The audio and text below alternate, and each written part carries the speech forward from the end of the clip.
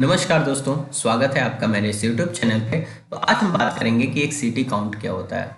और सीटी काउंट समझने से पहले हमें ये समझना होगा कि आरटी-पीसीआर टेस्ट की कैसे जाती है। अगर आरटी-पीसीआर समझ गए तो मेरा वादा है कि आप सीटी काउंट को समझ जाओगे। तो चलो सबसे पहले हम इसका फुल फॉर्म देख लेते हैं। आरटी-पीसीआर का जो फुल फॉर्म होता है वो होता है reverse transcription polymerase chain reaction. हम पहले रिवर्स ट्रांसक्रिप्शन जानेंगे क्या होता है, उसके बाद हम आएंगे पॉलीमरेज चेन रिएक्शन पे। उसी तरह से सीटी का फुल फॉर्म होता है साइकिल थ्रेशोल्ड। तो चलो पहले आरटी-पीसीआर टेस्ट देख लेते हैं कैसे होती है। तो पहले ट्रांसक्रिप्शन समझो। जो डीएनए होता है जब उसको आप आरएनए में कन्वर्ट करते हो, डीएनए डबल हेलिक्स स्ट्रक्चर होता है, आरएनए सिंगल हेलिक्स स्ट्रक्चर होता है। डीएनए का फुल फॉर्म होता है डीऑक्सीराइबो न्यूक्लिक एसिड और आरएनए का फुल फॉर्म होता है राइबो न्यूक्लिक एसिड। जब डीएनए को आप आरएनए में कन्वर्ट करते हो तो उसको ट्रांसक्रिप्शन बोलते हैं, और आरएनए को जब आप डीएनए में कन्वर्ट करते हो तो इसको बोलते हैं रिवर्स ट्रांसक्रिप्शन। जैसा कि हम जानते हैं जो कोरोना वायरस है उसकी जो जीन होती है वो आरएनए होती है, और आरएनए को पढ़ने के लिए कोई मशीन नहीं होती है, डीएनए को पढ़ा जाता है। तो अब क्या करोगे, आप इसमें एक हेलिक्स स्ट्रक्चर और जोड़ोगे। ओके, इसमें एक हेलिक्स स्ट्रक्चर और जोड़ोगे और इसको डीएनए बना दोगे। तो आरएनए को आप पहले डीएनए में कन्वर्ट करोगे, उसके बाद आप पढ़ोगे। तो इसको बोलते हैं रिवर्स ट्रांसक्रिप्शन, आरएनए को डीएनए में कन्वर्ट करना। अब जानते हैं कि पीसीआर टेस्टिंग की कैसे जाती है। तो सबसे पहले आपके नाक और गले में से सैंपल लिए जाते हैं, और ये चीज जो आप देख रहे हैं जो आपके नाक और गले में डाला जाता है इसको स्वैब बोलते हैं। फिर उसको एक ट्यूब में कलेक्ट कर लेते हैं। ये ट्यूब क्या होता है, ये वायरल ट्रांसपोर्ट मीडियम होता है। जैसे कि आपको लैब तक ले जाना है तो लैब तक ले जाने में ये आपका सैंपल खराब ना हो, इसके लिए इस ट्यूब का यूज किया जाता है। जब लैब में पहुंचता है तो फिर ये सैंपल आपका निकाल के एक केमिकल में मिलाया जाता है। वो केमिकल क्या करता है, आपके सैंपल में से प्रोटीन और फैट को अलग कर देता है, जिससे क्या होता है कि आपके सैंपल में केवल आरएनए बचता है। अब इस आरएनए को हमें डीएनए में कन्वर्ट करना है, और डीएनए में कन्वर्ट करने के बाद इसको लगाते हैं हम पीसीआर प्लेट पे, और पीसीआर प्लेट पे लगाने के बाद इसको उठा के रख देते हैं पीसीआर मशीन पे, पॉलीमरेज चेन रिएक्शन मशीन पे। तो अब इस मशीन में क्या होता है, क्योंकि आप जानते हैं कि पॉलीमरेज चेन रिएक्शन जो होती है वो साइकिल में होती है, यानी एक साइकिल कंप्लीट करेगा, देखेगा वायरस है कि नहीं, फिर दूसरी साइकिल कंप्लीट करेगा, फिर देखेगा वायरस है कि नहीं, फिर तीसरी साइकिल में डिटेक्ट करेगा वायरस है कि नहीं। तो इस तरह से करके ये साइकिल के फॉर्म में चलता है। तो ये होती है एक पीसीआर मशीन का काम। पीसीआर मशीन से ही आपका डिटेक्ट किया जाता है कि आपके सैंपल में कोरोना का वायरस है कि नहीं है। तो चलो एक बार इसका पूरा प्रोसेस देख लेते हैं कि कैसे होता है। तो सबसे पहले हम सैंपल लेते हैं, उस सैंपल में से आरएनए में से उस सैंपल में से प्रोटीन और फैट को अलग कर देते हैं, तो जिससे हमारा आरएनए बचा। अब इस आरएनए को हम कॉम्प्लीमेंट्री डीएनए में कन्वर्ट करते हैं, और इस डीएनए की कई सारी कॉपी बनाई जाती है।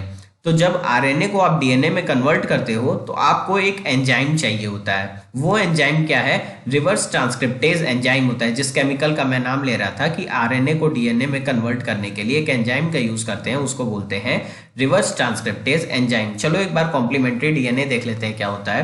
तो देखिए ये आरएनए जो है ये तो आपका कोरोना का जीन हो गया। इसमें क्या करेंगे, हम आधा डीएनए और जोड़ देंगे, तो जिसकी वजह से क्या होगा, ये कॉम्प्लीमेंट्री डीएनए बन जाएगा। डीएनए आप जानते हैं डबल हेलिक्स स्ट्रक्चर होता है। तो देखिए ये आपका डबल हेलिक्स स्ट्रक्चर बन गया। एक सिंगल आरएनए और एक सिंगल आप डीएनए में को जोड़ दो, तो इससे क्या बनेगा, कॉम्प्लीमेंट्री डीएनए बनेगा। अब इस कॉम्प्लीमेंट्री डीएनए की हम बहुत सारी कॉपीज बनाते हैं, इसको एम्पलीफाई करते हैं। एम्पलीफाई मतलब डीएनए की बहुत सारी कॉपीज बनाना, और इसके लिए जिसका हम यूज करते हैं उसको बोलते हैं प्राइमर। ओके, प्राइमर का यूज करके हम क्या करते हैं, ये जो कॉम्प्लीमेंट्री डीएनए है इसकी बहुत सारी कॉपीज बनाते हैं। टू व्यू द डीएनए, अब बहुत सारी कॉपीज बन गई तो इसको आप देखोगे कैसे। इसको देखने के लिए हम क्या करते हैं, डीएनए में आप फ्लोरोसेंट डाई का यूज करते हो। डीएनए के साथ आप क्या करते हो, फ्लोरोसेंट डाई यूज करते हो। जैसे जैसे डीएनए अपनी संख्या बढ़ाएगा तो फ्लोरोसेंट डाई क्या होता है कि ऐसे आपको एग्जांपल से बताऊं कि फ्लोरोसेंट का मतलब होता है लाइट। ठीक है, आप इसको इस समय लाइट के कॉन्सेप्ट में लो। फ्लोरोसेंट क्या होता है, लाइट होती है, यानी जैसे जैसे डीएनए अपनी संख्या बढ़ाएगा वैसे ही लाइट की इंटेंसिटी बढ़ती जाएगी, यानी लाइट और ब्राइटर होती जाएगी। जितनी ज्यादा अपना संख्या बढ़ाएगा, जितनी ज्यादा अपनी संख्या बढ़ाएगी डीएनए, उतनी ही ब्राइटनेस तेज हो जाएगी। और फिर उसके बाद ये पीसीआर मशीन जो है वो डिटेक्ट कर लेता है कि आपके सैंपल में कोरोना वायरस है, क्योंकि आप जानते हैं कि कोरोना वायरस म्यूटेट करता है, आपस में संख्या जोड़ते जाता है तो म्यूटेट करता है। तो इससे हम पता लगा सकते हैं कि ये डीएनए की जो लाखों कॉपीज बन रही है, तो इसमें हमारा जैसे जैसे ब्राइटनेस बढ़ेगा वैसे हम पता लगा लेंगे कि ये व्यक्ति कोरोना से संक्रमित है। More DNA means more fluorescence.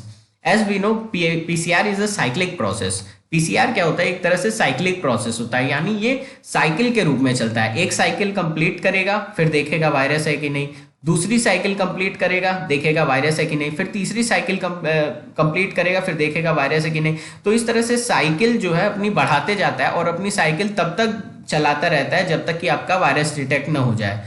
और जो स्टैंडर्ड लाइन है, अगर 35 साइकिल तक 35 साइकिल तक आपकी वायरस डिटेक्ट नहीं होती है तो उस व्यक्ति को हम बोलते हैं कि ये कोरोना निगेटिव है।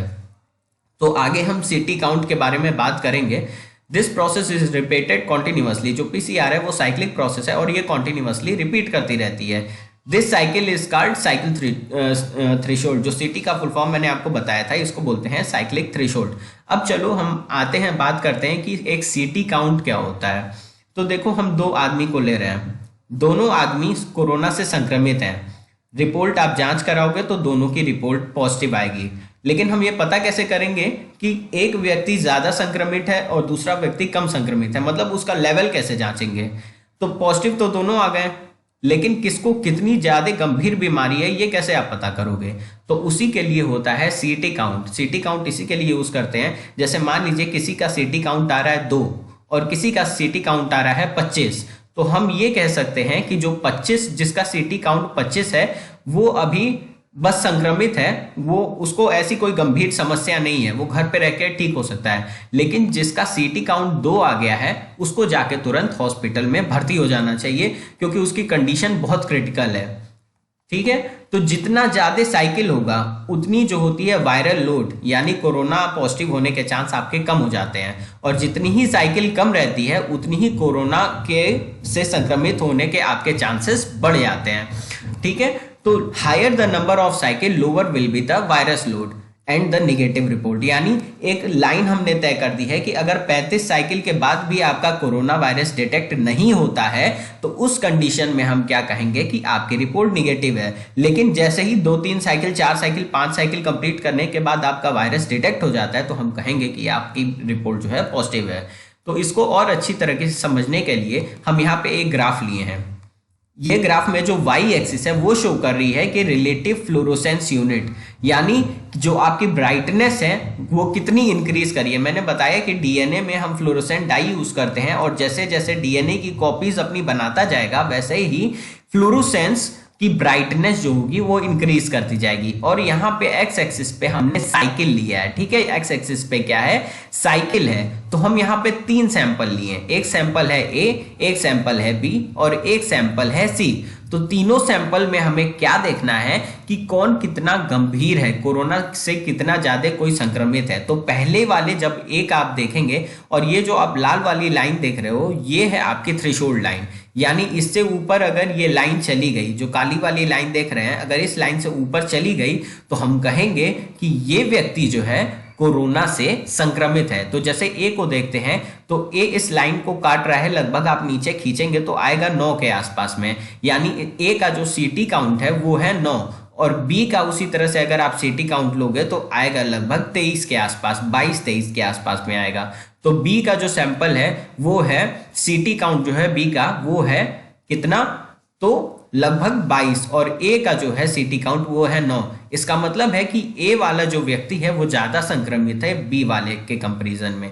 बी वाला कम संक्रमित है, ए वाला ज्यादा संक्रमित है। उसी तरह से सी का अगर आप सैंपल देख रहे हैं तो सी वाला इस थ्रेशोल्ड को भी नहीं क्रॉस कर पा रहा है। इसका मतलब है कि जो सी की रिपोर्ट है वो निगेटिव है इसके, और जबकि ए और बी वाले पॉजिटिव है। तो ये होता है एक सीटी काउंट। सीटी काउंट से हम ये पता लगाते हैं कि कोई व्यक्ति कितना ज्यादा संक्रमित है।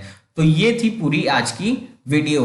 जैसे कि मैंने आपके सामने कि 2 लोगों की मैंने सीटी रिपोर्ट रखी है, एक का सीटी वैल्यू आया 28 और एक आया है 30.98।